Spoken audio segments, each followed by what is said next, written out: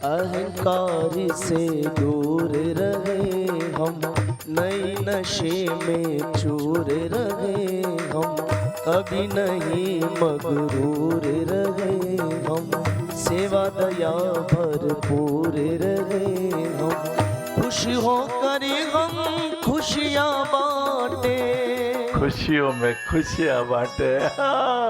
धाव धोक दो, पावा दो बड़ों को, बुजुर्गों को जय हो। आदर से जय सिया राम, जय श्री कृष्ण, जय श्री कृष्ण। जय महावीर, जय हो जय हो जय हो। सभी का अभिनंदन, नमन, वंदन। बहुत प्रसन्नता होती है।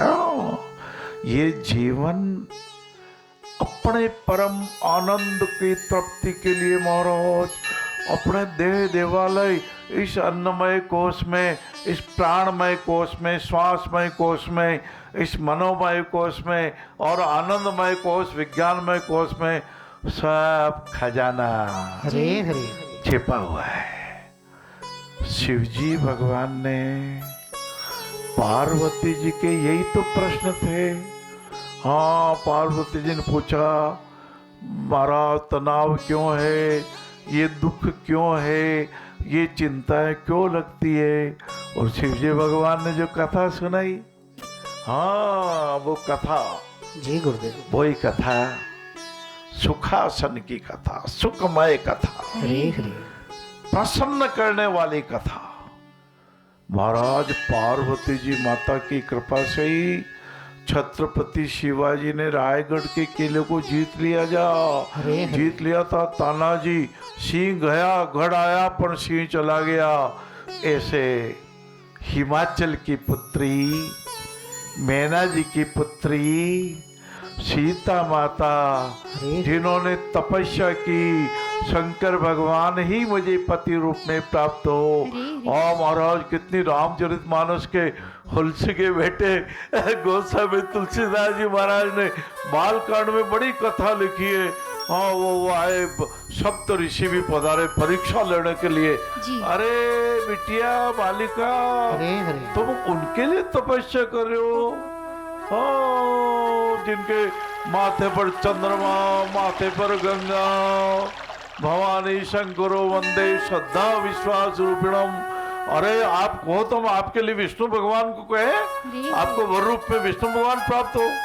पार्वती जी मुस्कुरा दी, बोले सप्तऋषि महाराज, दुनिया में बहुत कुंवारी लड़कियां और भी, हरे हरे आपके लिए और के लिए विष्णु भगवान को पदार्पण करवा लो, पधारने के कर लो, निमंत्रित कर लो।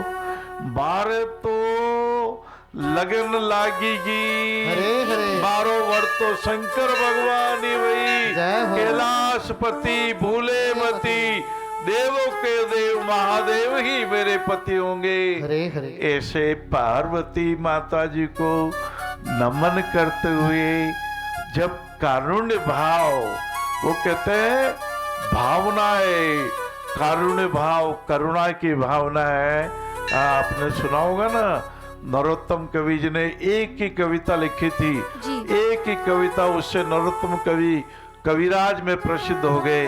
उन्होंने कविता लिखी थी सुदामा मिलन की, केवल एक कविता। हरे हरे पानी परात को हाथ छुयो नहीं, नैनन के जल से पग धोए। कृष्ण भगवान को कितना करुणा भाव, हाय महादुख पायो सका, तुम आए इतने कितने दिन खोए।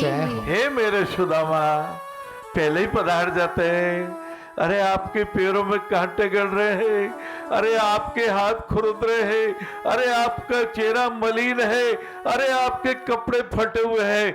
ऐसी करुणा, ऐसी करुणा, ऐसी करुणा, करुणा का भाव, मैत्री का भाव, प्रमोद भाव और सेवा भाव, ये मुख्य रूप से तो 4 ही भाव हमारे हृदय कमल में खिलते हैं महाराज। और 4 भावों के साथ फिर आशा के भाव, उल्लास के भाव, उमंग के भाव, ये सब प्रमोद रूपी के परिवार के सदस्य।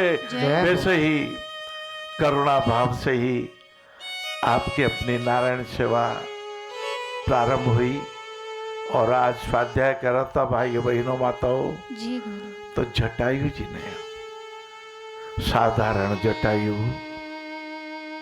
पक्षियों में एक वर्ग गिद्ध का बहुत बहुत उत्तम नहीं माना जाता, हरे हरे बहुत उत्तम नहीं माना जाता। लेकिन जटायु राज ने, जटायु पक्षी राज बन गए और साकेत में राष्ट्र कवि मैथिली सिंह गुप्त जी ने हरे हरे बहुत उत्तम पंक्तियां लिख दी। आप आपकी डायरी में भी लिखने की कृपा करें। वृद्ध जटायु ने खल के सिर पर उड़ आघात किया, किंतु पक्ष उसका पापी ने काट के तुसा गिरा दिया, काट के तुसा गिरा दिया।